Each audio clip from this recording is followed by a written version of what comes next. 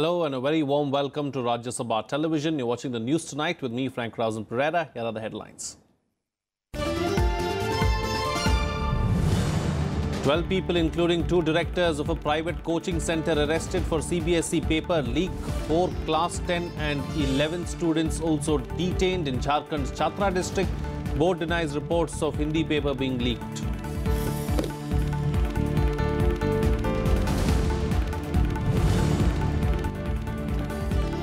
Centre seeks 3 months to constitute Kaveri Water Management Board, tells Supreme Court that any early decision could trigger violence during the upcoming Karnataka elections. Tamil Nadu moves contempt petition against the centre.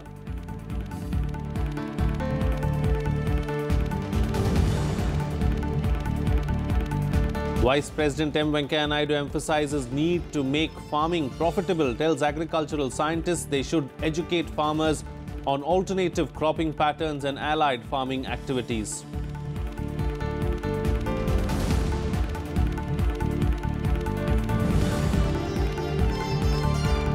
United Nations calls for independent investigation into deaths in Gaza.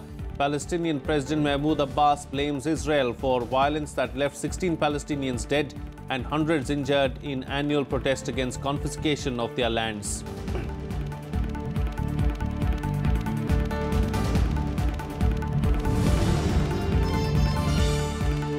And tainted Australian cricketer David Warner gets emotional at a press conference, apologizes for role in ball tampering incident, says he may never play cricket for Australia again.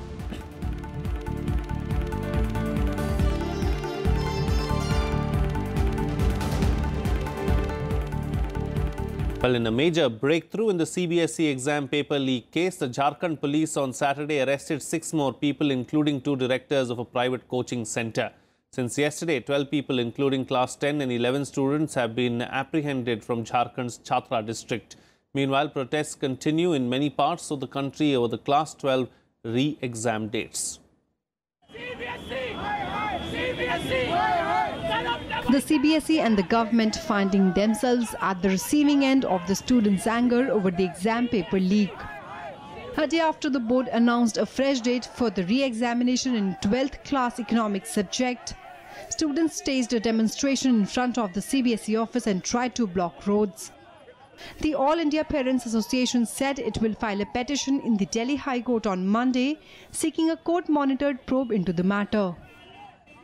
आज पता लग रहा है कि छत्तीसगढ़ के अंदर जो है वहाँ पे भी ये लीकेज हुआ है, तो ये नहीं समझ में आ रहा। और ये जुलाई की डेट की बात कर रहे हैं, ये कहाँ तक जाया जाए? अब बच्चे क्या करेंगे जुलाई में डेट में? सारा 3 महीने तक वो हैंगओवर रहेगा उनको है। आपने क्यों नहीं अप्रैल के अंदर जिस दिन आपने ये नोटिस निकाला था कि कैंसिलेशन कर रहे हैं, उसी दिन क्यों नहीं आपने डेटें फिक्स करी?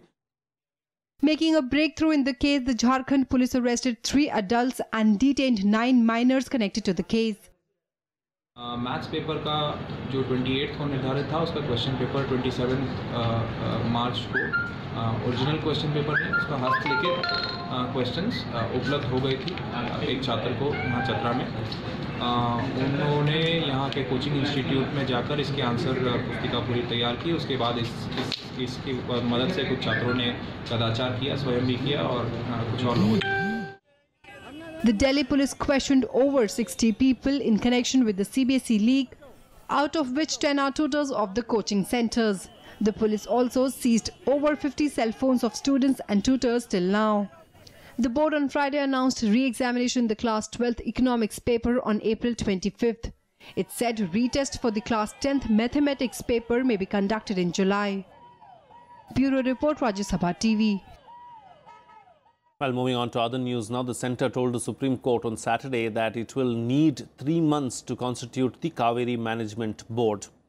Citing the possibility of the upcoming election process getting affected in Karnataka, the centre said that there were chances of disturbances in the state if the board was constituted under Section 6A of the Interstate River Disputes Act. Tamil Nadu also moved the Supreme Court on the issue, seeking contempt action against the centre for failure to frame the scheme for the board and the Kaveri Water Regulation Committee within 6 weeks as directed by the Apex Court. The state government will also take part in a hunger strike across the state and Puducherry on April 3rd to seek formation of the board.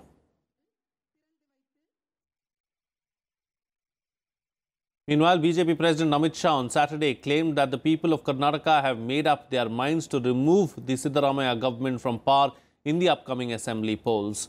Addressing party workers in Mysuru, he said that people are disappointed with Siddharamaia's governance on several fronts, especially corruption. Shah added that the Congress government in the state was raking up the issue of religious minority tag for Lingayats to prevent B.S. Yediyurappa from becoming the chief minister. Yediyurappa is a Lingayat community member and is the BJP's chief ministerial candidate. पूरे कर्नाटक में ये सिद्धरामैया सरकार को, कांग्रेस सरकार को बदलने का मन बनाकर कर्नाटक की जनता बैठी है।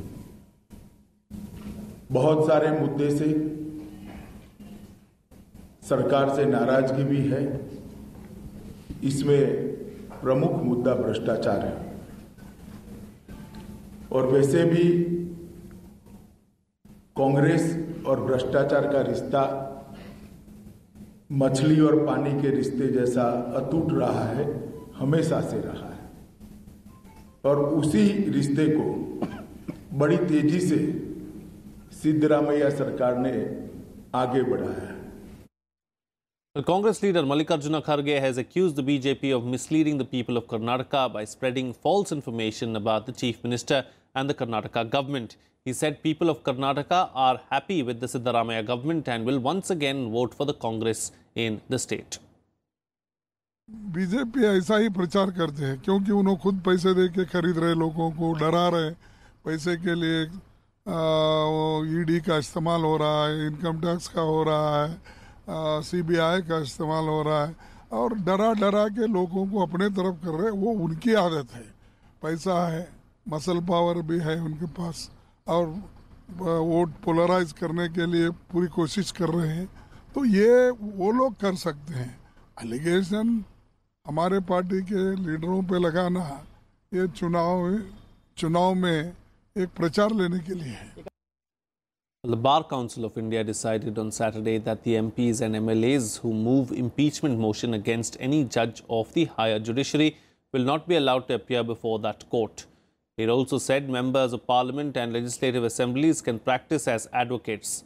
BCI chairman Manan Kumar Mishra, a senior advocate, said that the decision was taken by the apex bar body to prevent misuse of powers and privileges of a lawyer and not of a member of parliament. On March 12th, the Supreme Court had sought the response of the BCI on a plea filed by Delhi BJP spokesperson Ashwini Kumar Upadhyay, seeking a ban on lawmakers from practicing as advocates. The BCI chairman said that the council took the decision after considering the reply given by three of its members, senior advocates Kapil Sibbal, Vivek Thanka and Abhishek Manu Singhvi, who are Rajya Sabha members. ऐसे सांसद जो किसी तरह के impeachment महाभियोग के प्रस्ताव में भाग लेते हैं या वो प्रस्ताव लाते हैं, वैसे सांसद वैसे न्यायालय में जिनके विरुद्ध महाभियोग का वो प्रस्ताव लाते हैं, उस न्यायालय में वकालत करने से उनको वंचित किया जाएगा। Well, the CBI has started a preliminary inquiry into the alleged wrongdoings by ICICI Bank while extending loans to the Videocon group. The investigation agency has questioned a few ICICI Bank officials to find if there is any quid pro quo in sanctioning the 3,250 crore rupees loan to the Videocon group in 2012.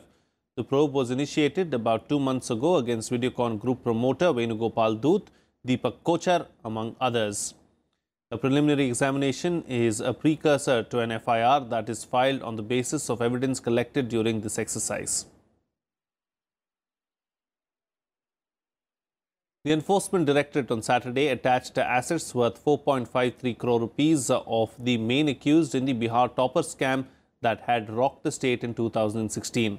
The agency said it has attached 16 plots belonging to the main accused, Bacha Rai. Several of the properties were in the name of his wife, Sangeeta Rai, and his minor daughter. The scam came to light in June 2016 and was related to providing undue favors to undeserving students by giving them good marks as well as making them state toppers in the intermediate examinations of Bihar School Examination Board. Well, the sale of ultra-clean Euro 6 grade petrol and diesel will start in the national capital from Sunday morning in a bid to combat alarming levels of air pollution. The clean fuel will be available at no extra cost. With this, Delhi will become the first city in the country to leapfrog from Euro 4 grade petrol and diesel to Euro 6. Cities in the national capital region like Noida, Ghaziabad, Gurugram and Faridabad, as well as 13 major cities including Mumbai, Chennai, Bengaluru, Hyderabad and Pune will switch over to cleaner Euro 6 grade fuel from January 1st next year. The rest of the country will follow suit from April 2020. The supply of Euro 6 grade petrol and diesel has begun at all 391 petrol pumps in the national capital territory. India had in 2015 decided to switch to Euro 6 emission norm compliant petrol and diesel from April 2020 from the present Euro 4 grade. Terrorists reportedly opened fire at a Jammu and Kashmir police party in Khanabal area of Anantnag in South Kashmir on Saturday. A police official was injured in the attack. Police said that soon after the attack, the area was cordoned off and security was tightened. The attack comes 2 days after a special police officer was shot dead in his home in Anantnag. Suspected militants had attacked Mushtaq Ahmad Sheikh, who died on the spot.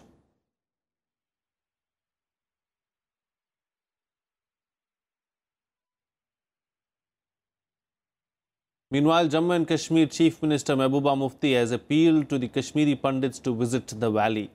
She added that whatever has happened in the past is unfortunate, but it's time now to move forward. Mufti said this at an interactive session with the Kashmiri pundits in Delhi.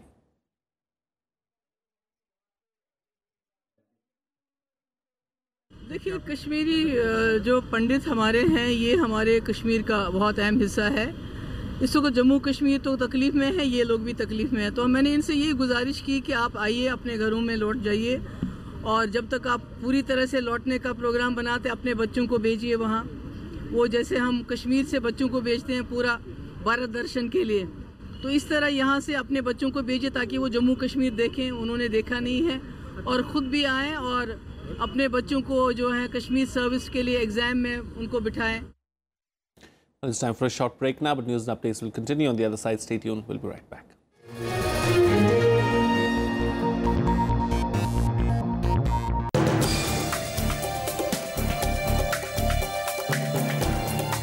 Hello and welcome. I'm Amritan Rai and you're watching Law of the Land on Sabha TV. The Chit Fund Act rightly now prevents any other business. It is the mushrooming of unregistered sector. 5,000 companies are there which are registered as per the chit fund companies. Watch Law of the Land on Rajya Sabha television.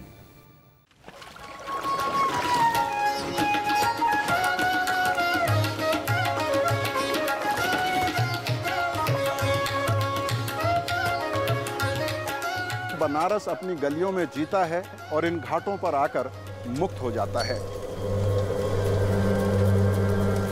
इन घाटों पर दुनिया भर से लोग मोक्ष और मुक्ति की तलाश में पहुंचते हैं।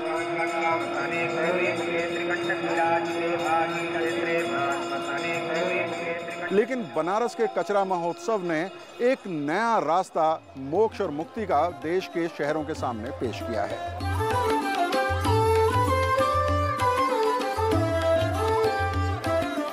इस रास्ते से न सिर्फ देश के शहर कचरा से मुक्ति पा सकते हैं, बल्कि एक उद्योग पूरा इससे तैयार हो सकता है। इससे ऊर्जा और सृजनात्मकता को भी बढ़ावा मिल सकता है।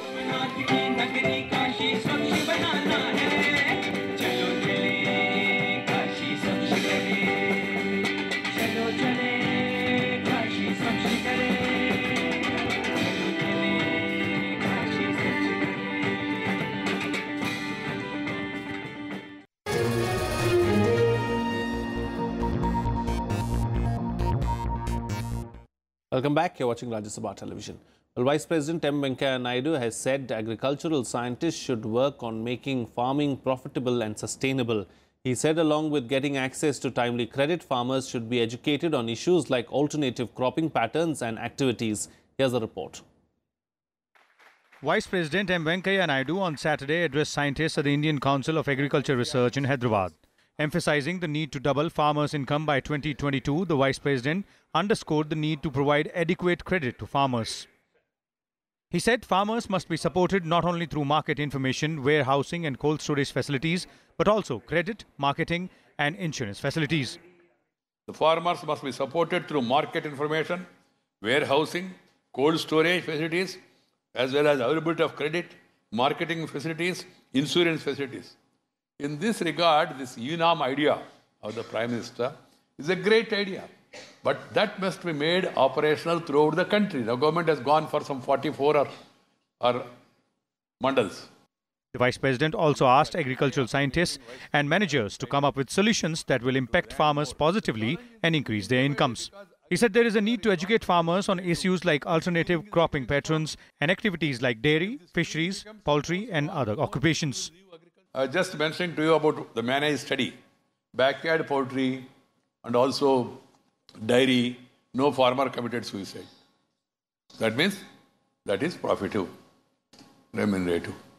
We should focus diversification of crops, value addition, backyard poultry.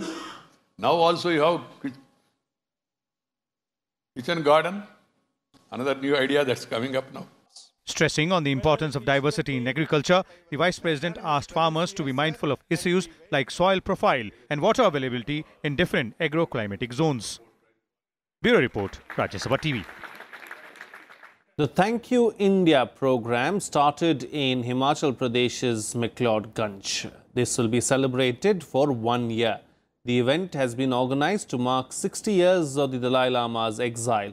Minister of State for Culture Mahesh Sharma and the Bharatiya Janata Party's National General Secretary Ram Madhav on Saturday attended Thank You India. Well, Defence Minister Nirmala Sitharaman will be travelling to Russia for a 3-day tour to attend the 7th Moscow Conference on International Security. Sitharaman's visit will be between April 3rd and 5th. During the tour, she will also meet her Russian counterpart and other senior leaders. She will also participate in the 7th Moscow Conference on International Security. This will be her first visit to Russia in her capacity as the Defence Minister. According to sources, her visit will provide an opportunity to reinforce the traditional friendly relations that exist between the two countries, with particular reference to military technical cooperation. Well, amid reports of Israeli forces killing Palestinian protesters in Gaza, the United Nations has called for an independent investigation into the deaths. Meanwhile, Palestinian President Mahmoud Abbas blamed Israel for the violence that left 16 Palestinians dead and hundreds wounded. Here's a detailed report. Condemning the Gaza violence, UN Secretary General Antonio Guterres has called for an independent and transparent investigation. The statement comes after 16 Palestinians were killed in clashes with Israeli soldiers on Friday.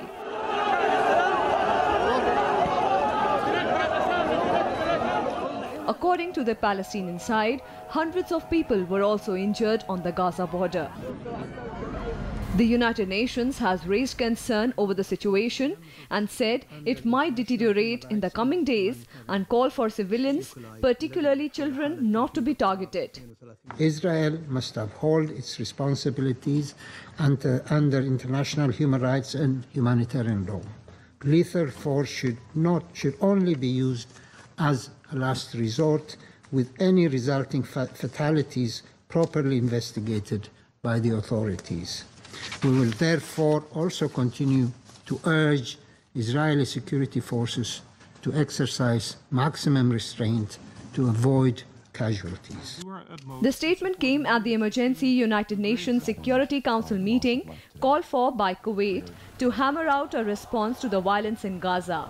The violence in Gaza has also drawn international criticism.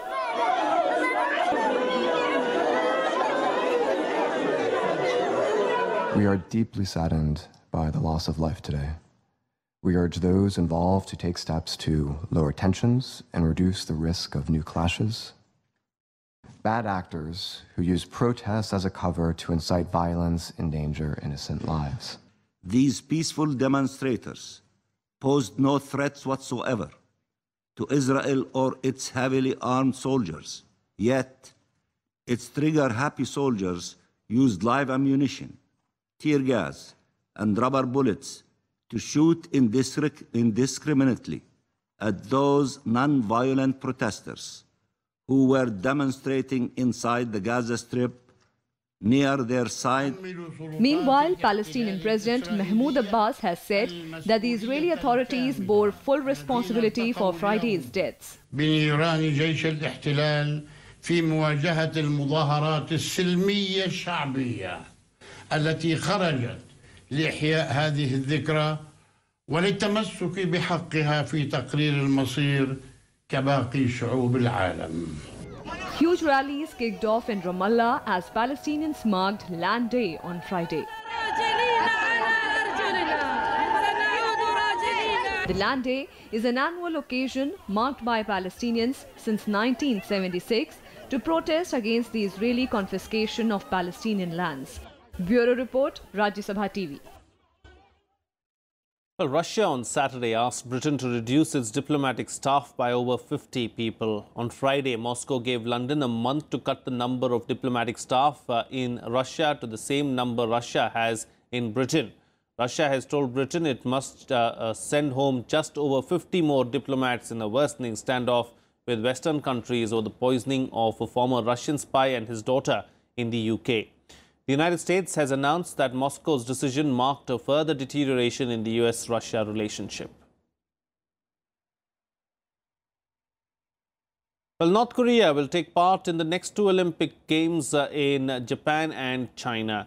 After meeting with North Korean leader Kim Jong-un in Pyongyang, International Olympic Committee President Thomas Bach said the North will take part in the 2020 Summer Games in Tokyo and the 2022 Beijing Winter Games.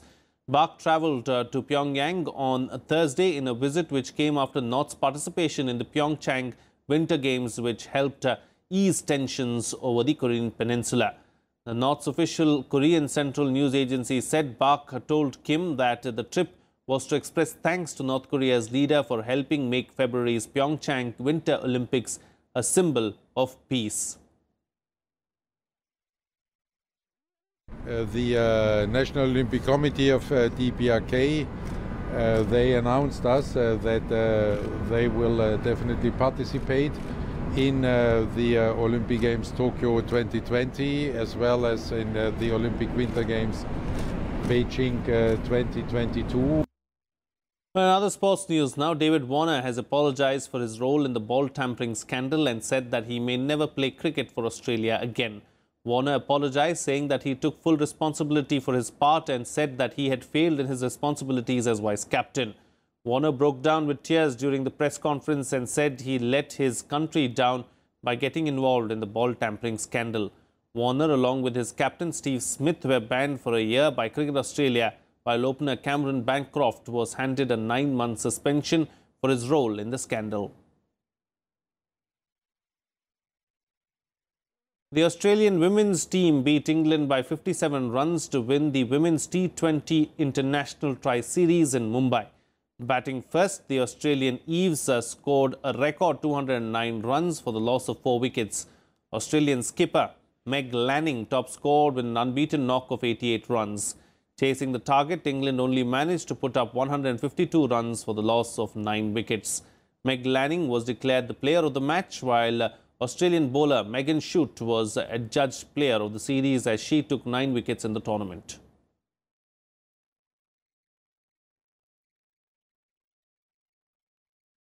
Well, with that, it's a wrap on this newscast. Good night.